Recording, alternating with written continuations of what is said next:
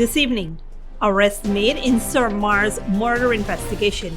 Autopsy reveals cause of death. Government withdraws $41.6 billion from National Resource Fund for 2023 Developmental Projects. EPA to appeal High Court order for Exxon to provide a limited oil spill guarantee to Guyana. In the region, Colombia peace hearings. Former strongman to appear before tribunal. And internationally, Spain drought. Farmers face restrictions on water use.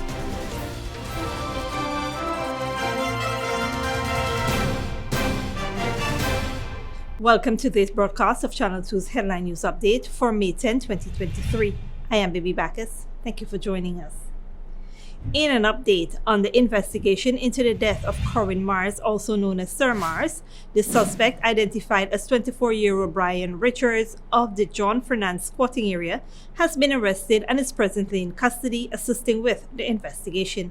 According to a police report, contrary to rumors on social media, it has been confirmed that Mars was driving at the time of the incident. In addition, photos have been released of Mars and Richards arriving and departing from a city bar located at the corner of Durban Street and Vincent Road on the night of the incident. They arrived around 5:38 p.m. and departed around 8:59 p.m.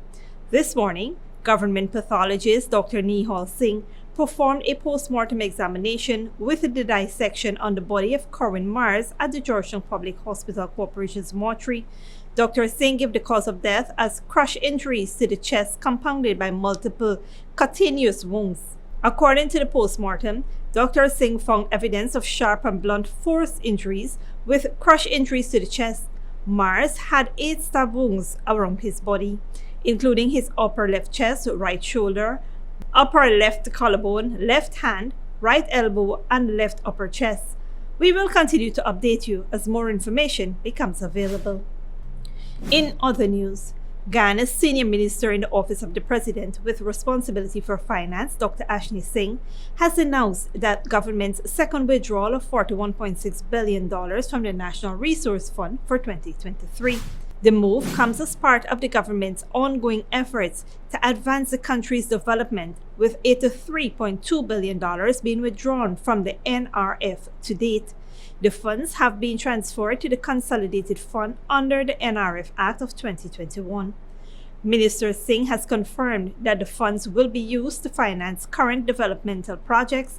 Development has already been taking place across various sectors, including constructing new roads, upgrading dilapidated streets, and improving drainage systems led by the Ministry of Public Works. Schools have been built and upgraded in the education sector, and resources have been allocated for teachers to be trained, thereby increasing access to learning. The government has also prioritized the health of citizens by providing better access to primary health care, with plans to train more healthcare professionals and improve the availability of essential medical supplies and equipment.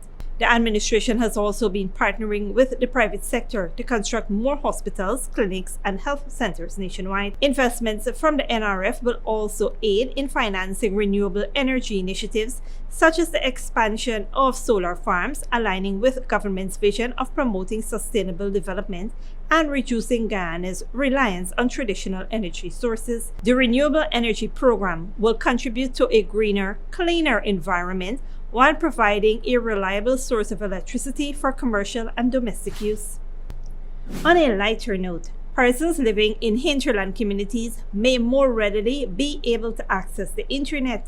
This year, the government has operationalized 32 information and communications technology hubs in hinterland communities, providing free internet access, desktop and laptop computers, and Wi-Fi connections to students, teachers, and other residents. This was confirmed by the Industry and Innovation Unit of the Office of the Prime Minister on Tuesday. The free hubs will benefit students, teachers, and other persons. Specifically, it will be convenient for persons pursuing studies through the Guyana Online Academy Learning. Additionally, persons can now undergo further online training from the government and other stakeholders. The hubs will also help villagers become technologically savvy, gain knowledge, and even learn about job opportunities. The training of hub managers will begin in June and last for 2 weeks.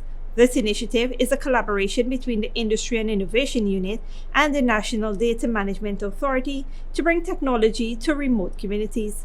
During this year's budget presentation, Prime Minister Brigadier Retired Mark Phillips said 100 ICT hubs would be operationalized to benefit several hinterland communities.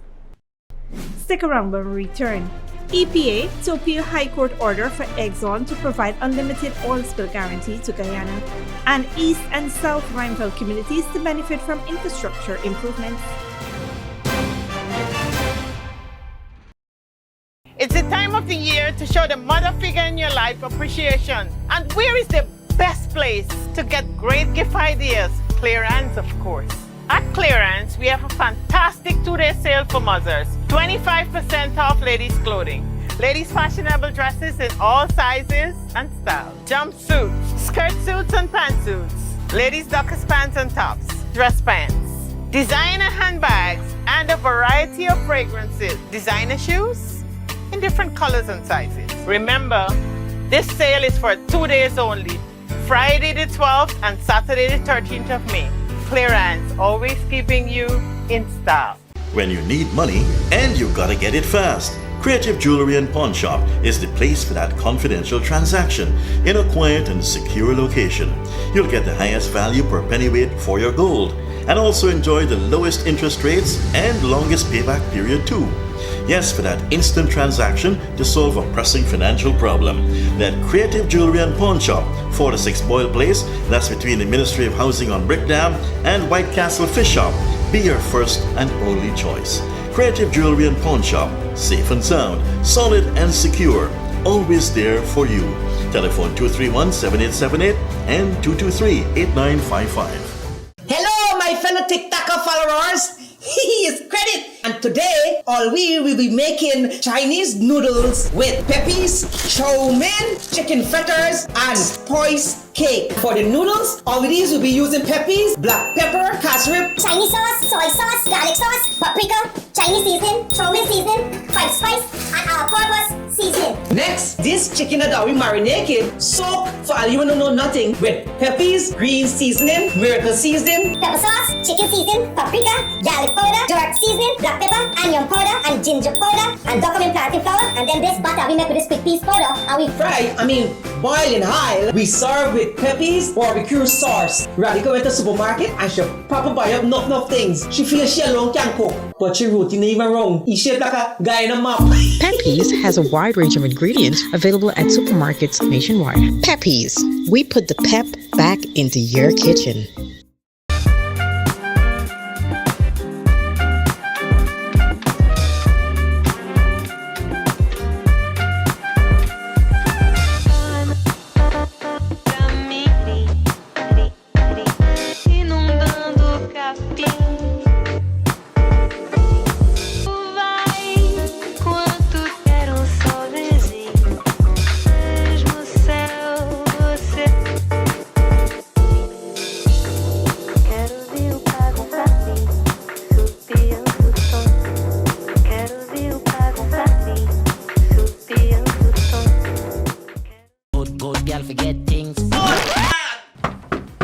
Problem, Granny? I want money for borrow for those surgery. I was dancing and I fall and fracture my hip. If you need some quick money, you should check Lender's Jewelry and Pawn Shop. Lender's Jewelry and Pawn Shop, Lot 238 South Road Border, Georgetown. Get jewelry made to order in just 72 hours. We also accept vehicles. Lender's, best rates, longest payback period. Boys, I get through. Plus, I could dance again.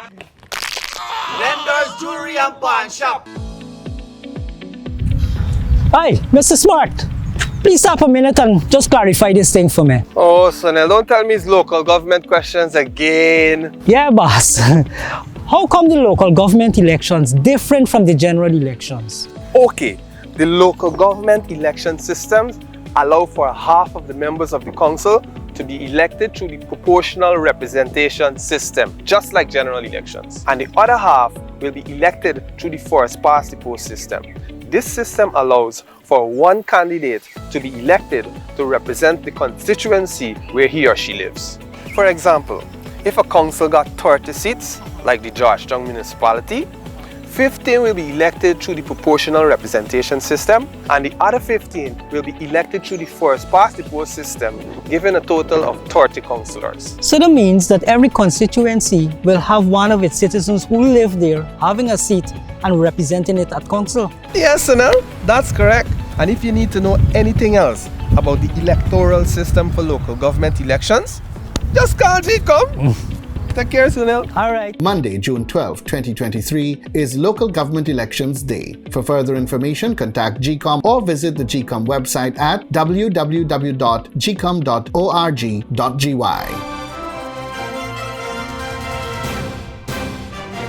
Welcome back. In response to a High Court decision in Guyana ordering Exxon Mobil to offer an unrestricted parent company guarantee to protect Guyana from the effects of an oil spill, the Environmental Protection Agency has filed a notice of appeal. The Environmental Protection Agency claims that the trial court misinterpreted the Environmental Protection Act and give it a meaning that was in conflict with its specific provisions. The EPA is asking for a stay of execution of the court's ruling because it believes the nation's economy would suffer irreparable harm. The High Court decision came in response to a complaint filed by the Transparency Institute of Guyana Incorporated and a citizen seeking to enforce a key clause in the Liza Phase 1 Renewable Environmental Permit. In other news, residents in both East and South Rheinfeld in Georgetown will benefit from government-led infrastructure improvements. Minister of Public Works Bishop Juan Edgehill has committed to facilitating sectional repairs to roadways in East Rheinfeld and plans to install concrete strips to improve access for commuters. The minister on Tuesday conducted a walkabout in the area. He visited the California Square, Market Street and Texas Circle, inspecting the state of the roads there. Meanwhile, Minister of Agriculture Zulfikar Mustafa conducted a walkabout in South Rheinfeld on Monday and pledged to clear canals, trenches and drains to reduce flooding. Residents in the area complained of frequent flooding. As such, the minister inspected several areas that needed to be cleared to minimize the inconvenience. Both initiatives aim to enhance drainage and irrigation and provide residents with part-time employment opportunities. Works are expected to commence within a week in South Rheinfeld and within 2 weeks in East and West Rheinfeld. Don't go away after the break. Sudan fighting, children fleeing conflict suffer from malnutrition, and Spain drought. Farmers face restrictions on water use.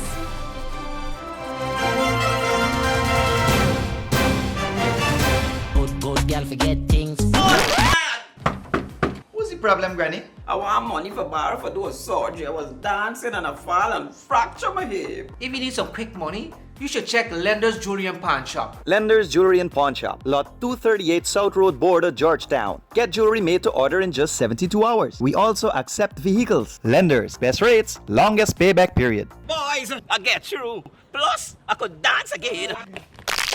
Lender's Jewelry and Pawn Shop. Hello, my fellow TikToker followers. He is Credit, and today all we will be making Chinese noodles with peppies, chow mein, chicken fritters, and spice cake. For the noodles, all these will be using peppies, black pepper, cashew, Chinese sauce, soy sauce, garlic sauce, paprika, Chinese seasoning, chow mein seasoning, white spice, and all-purpose seasoning. Next, this chicken that we marinated, soak for all you know nothing with peppies, green seasoning, miracle seasoning, Pepper sauce, chicken seasoning, paprika, garlic powder, DROUGHT seasoning, black pepper, onion powder, and ginger powder, and document plantain flour, and then this butter we make with this quick piece powder, and we boil in high. We serve with peppies, barbecue sauce. Radhika went to the supermarket and she proper buy up enough things. She feels she alone can cook, but she wrote in even wrong. He shaped like a guy in a map. Peppies has a wide range of ingredients available at supermarkets nationwide. Peppies, we put the pep back into your kitchen. When you need money and you gotta get it fast, Creative Jewelry and Pawn Shop is the place for that confidential transaction in a quiet and secure location. You'll get the highest value per pennyweight for your gold and also enjoy the lowest interest rates and longest payback period too. Yes, for that instant transaction to solve a pressing financial problem. That Creative Jewelry and Pawn Shop, 4-6 Boyle Place, that's between the Ministry of Housing on Brickdam and White Castle Fish Shop, be your first and only choice. Creative Jewelry and Pawn Shop, safe and sound, solid and secure, always there for you. Telephone 231-7878 and 223-8955. It's the time of the year to show the mother figure in your life appreciation. And where is the best place to get great gift ideas? Clearance, of course. At Clearance, we have a fantastic 2-day sale for mothers. 25% off ladies' clothing. Ladies' fashionable dresses in all sizes and styles. Jumpsuits, skirt suits and pantsuits. Ladies' dockers pants and tops. Dress pants. Designer handbags and a variety of fragrances. Designer shoes in different colors and sizes. Remember, this sale is for 2 days only. Friday the 12th and Saturday the 13th of May. Clearance, always keeping you in style. Miss Anne! Miss Anne! Oh, hi, darling. Help me out with this thing, man. You just know everything. What's all this talk about local government election? Local government refers to the mayor and councillors who manage the affairs of our towns, like Georgetown, and the chairman and councillors of the Neighborhood Democratic Council. Oh, but why is that important to me? Dolly, it is very important. Every day, local government officials make decisions that affects you, your family, and the community. They serve the people within the community in which they were elected. Oh, Miss Anne, me not understand all them big words you use there. Tell me what local government does do. All right, darling. Local government is responsible for maintaining and protecting public property, like our community centers and the playgrounds, for collecting the garbage, maintenance of the streets, cleaning of the drains and the carpets, and so much more. Oh, I now understand. Thanks, Miss Anne. You're welcome. I'm gonna show off for me friends them why I will vote at the local government elections. That's a good thing. Let's go. Monday, June 12, 2023 is Local Government Elections Day. For further information, contact GCOM or visit the GCOM website at www.gcom.org.gy.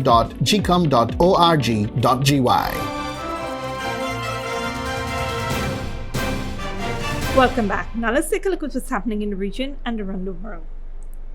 A commander of one of Colombia's disbanded militias is set to appear before a peace tribunal before victims of massacres he allegedly ordered. Salvador Mancuso is accused of carrying out thousands of kidnappings and murders between 1987 and 2005, Al Jazeera's Alexandria Rampieti reports. In the 1990s, as commander of Colombia's largest paramilitary group, Salvatore Mancuso was one of the most feared men in the country. The United Self-Defense Forces of Colombia was responsible for the deaths of thousands of people and the forced displacement of many more.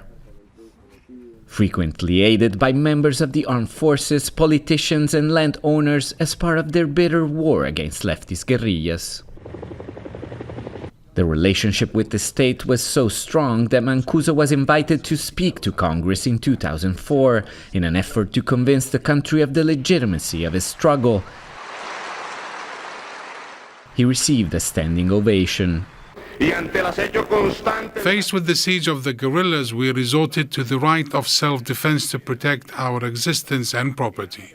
The paramilitaries disbanded in 2006 under a controversial peace agreement struck with then-President Álvaro Uribe, who himself has long been accused of having paramilitary ties.